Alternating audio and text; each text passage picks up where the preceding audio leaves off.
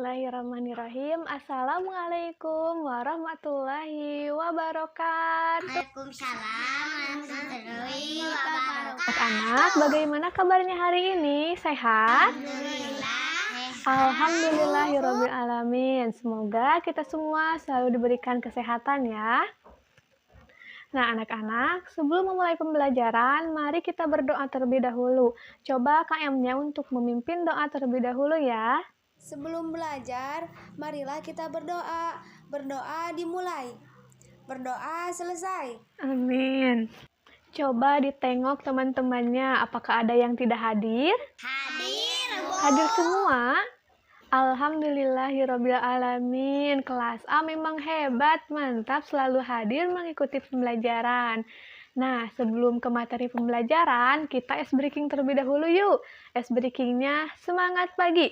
Jika ibu bilang semangat pagi, kalian jawab pagi. Semangat pagi, pagi. Semangat pagi, pagi, pagi. Semangat pagi. Bisa ya? Bu. Ayo kita sama-sama ice breaking terlebih dahulu. Semangat pagi. Pagi. Semangat pagi. Pagi. Semangat pagi. Pagi, pagi. Semangat pagi. Tepuk tangan untuk kita semua. Nah, anak-anak, dalam belajar itu kita harus tetap semangat ya, tidak boleh bermalas-malasan. Nah, untuk pembelajaran kali ini, kita akan belajar mengenai sistem tanam paksa. Nah, diharapkan kalian dapat menganalisis latar belakang sistem tanam paksa, menguraikan pelaksanaan sistem tanam paksa, menyimpulkan dampak dari sistem tanam paksa, mempresentasikan hasil diskusi kelompok, dan menanggapi pelaksanaan sistem tanam paksa. Nah, untuk mencapai tujuan tersebut, maka kita akan melakukan kegiatan. Yang pertama, menonton cuplikan film Max Havelaar. Yang kedua, menganalisis teks mengenai latar belakang sistem tanam paksa. Yang ketiga, mengamati video pelaksanaan sistem tanam paksa. Yang keempat, berdiskusi bersama kelompok. Yang kelima, mempresentasikan hasil diskusi bersama kelompok. Dan yang terakhir, kita akan melakukan tanya jawab seputar sistem tanam paksa. Nah, anak-anak, sebelum memulai ke pembelajaran inti, di pertemuan sebelumnya, Ibu sudah meminta kalian untuk mencari tahu siapa itu Johannes van den Bos dan apa kebijakan yang dikeluarkan oleh Johannes van den Bos. Apakah kalian sudah mencari tahunya? Sudah, Bu. Iya, jika sudah, silahkan siapa yang mau menyampaikannya. Acungkan tangannya. Syifa, Bu. Iya, silahkan Syifa. Johannes van den Bos adalah gubernur dari Belanda, Bu.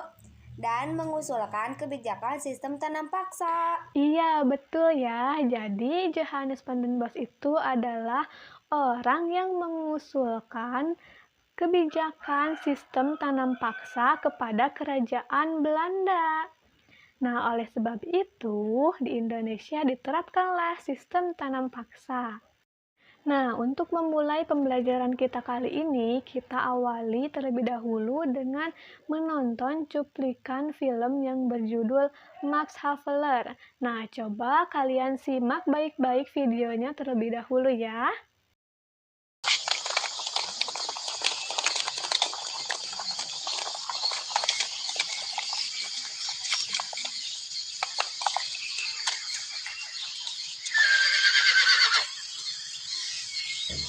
Bupati tidak senang pada kalian.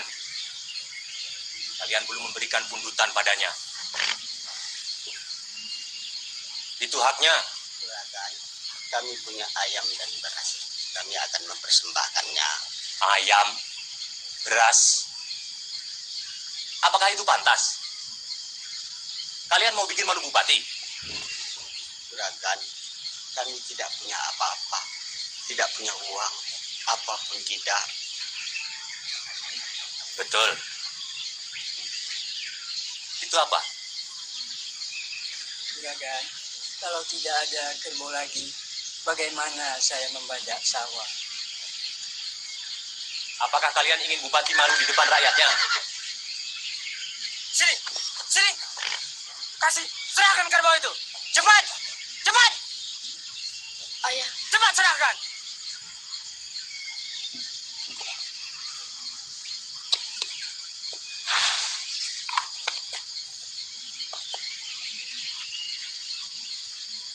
Saja.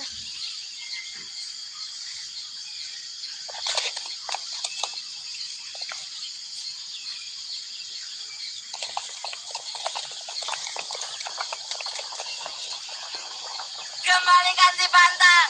Kembalikan. Kembalikan.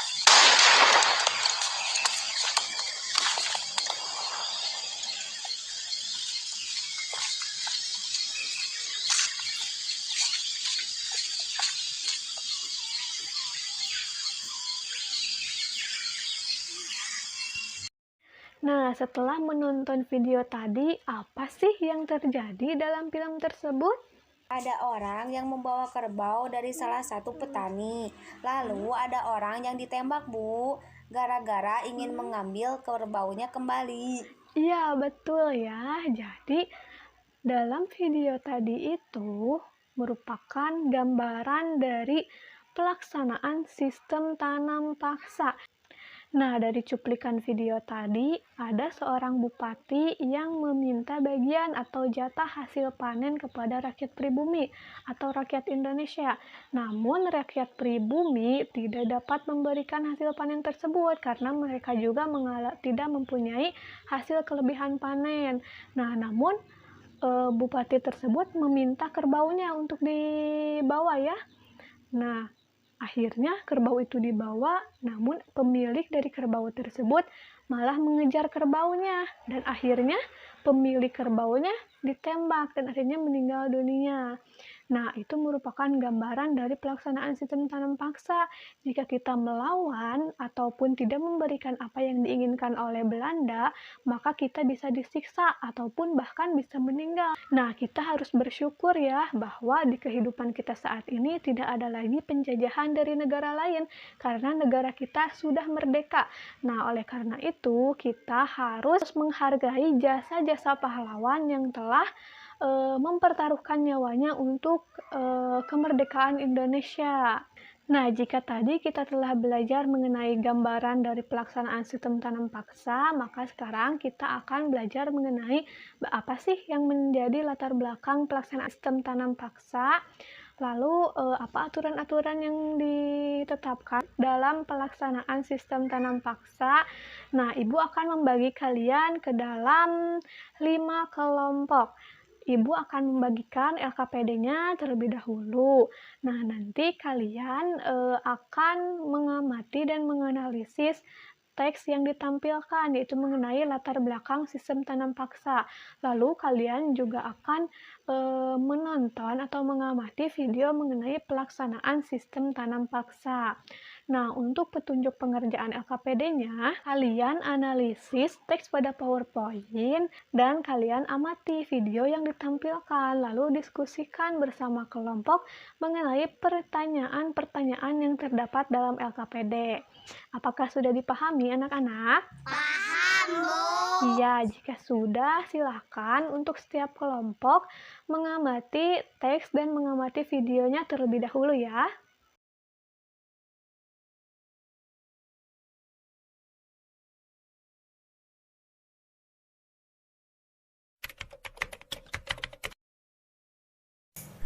Sistem tanam paksa adalah peraturan yang diberlakukan pemerintah kolonial Belanda yang mewajibkan setiap desa menyisihkan 20% tanahnya untuk ditanami tanaman ekspor yang laku di pasar dunia.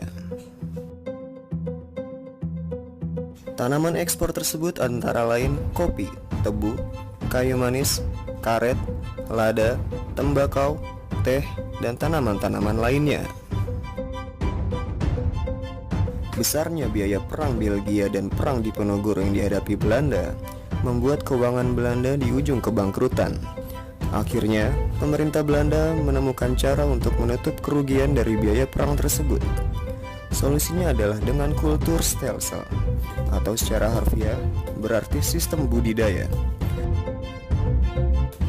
Kulturstelsel ini pada praktiknya adalah sistem yang memaksa rakyat jajahannya menanam tanaman ekspor demi keuntungan pribadi Belanda.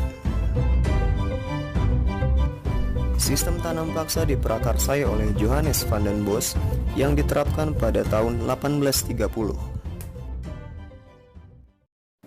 Sistem tanam paksa memiliki beberapa aturan. Aturan-aturan tanam paksa yang telah dibuat dan disosialisasikan ke rakyat pribumi nyatanya berbeda jauh dari pelaksanaannya di lapangan. Rakyat diwajibkan menyediakan 1/5 atau 20% tanah miliknya untuk ditanam tanaman ekspor. Namun, pada pelaksanaannya, Belanda merampas lebih dari 1/5 tanah, bahkan seluruh tanah milik rakyat, jika tanah tersebut subur. Pada aturan lain tertera, jika rakyat gagal panen, maka kegagalan panen tersebut adalah tanggung jawab pemerintah Belanda.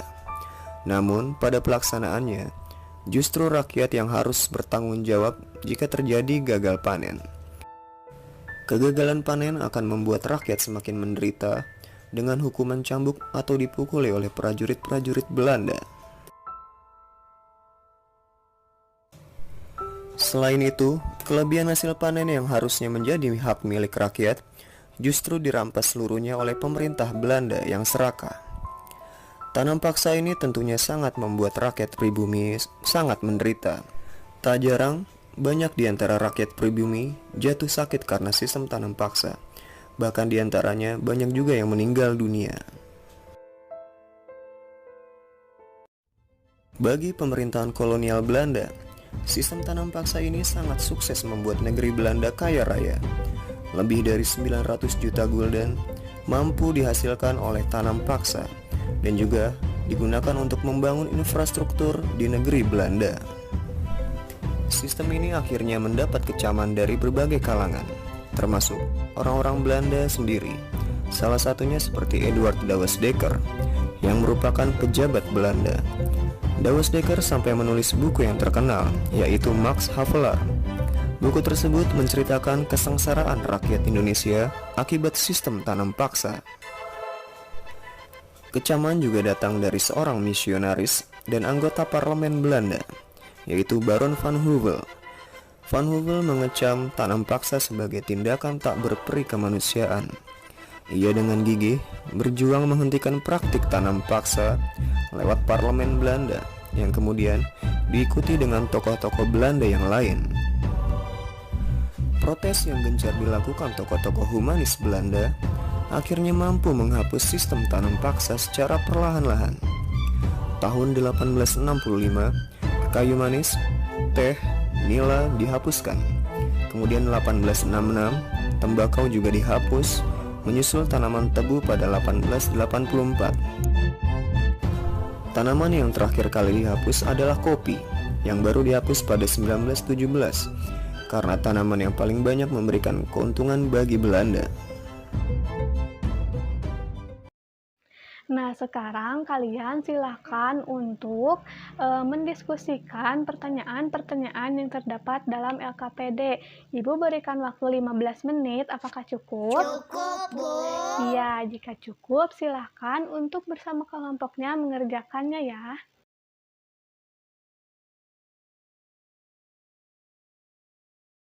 Nah, anak-anak, bagaimana? Apakah sudah selesai mengerjakan LKPD-nya? Sudah, Bu.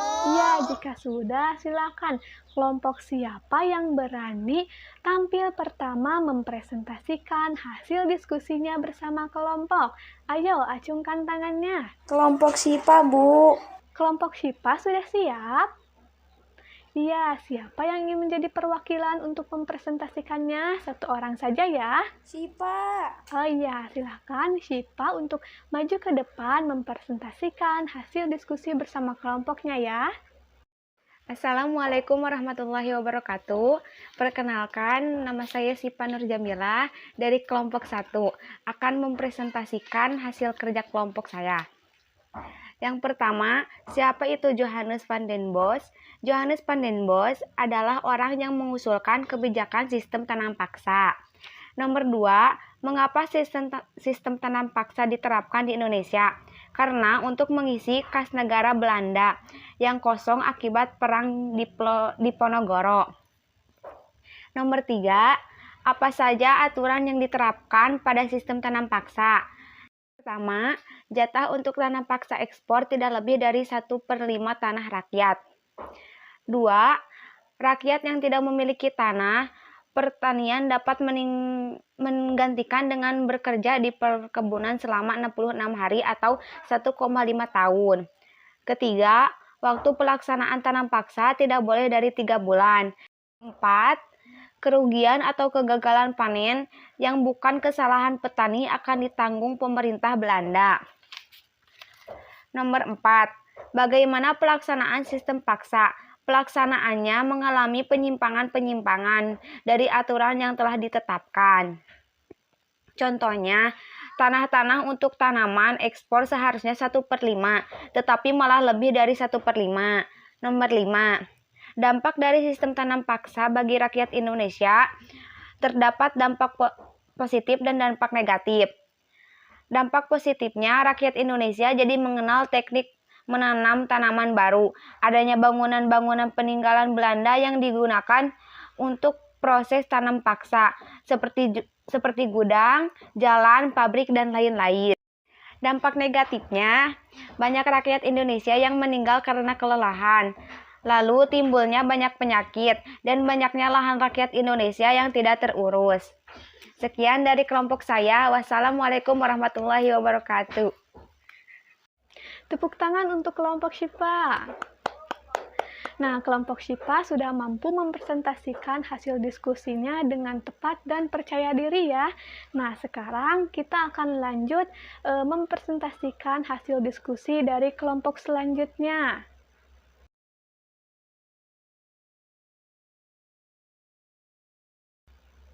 Alhamdulillahirrabbilalamin, kegiatan mempresentasikan hasil diskusi kelompok sudah selesai.